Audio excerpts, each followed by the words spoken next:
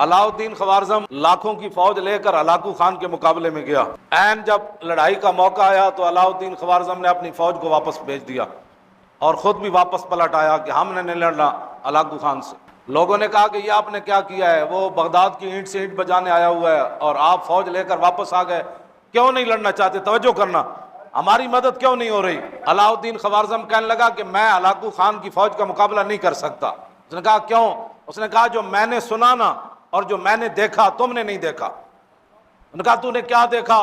اس نے کہا کہ ہلاکو خان کی فوج کے سروں کے اوپر اولیاء کی روحیں اور فرشتے سایہ کر کر یہ لفظ کہہ رہے ہیں ہلاکو خان کی فوج کو کہ ایھا الکفرۃ اقتلوا الفجر، اوے بدکار کافرو ان بدبخت مسلمانوں کو خوب مارو.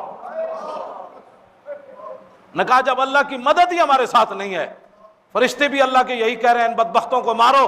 یہ کلمہ حضور کا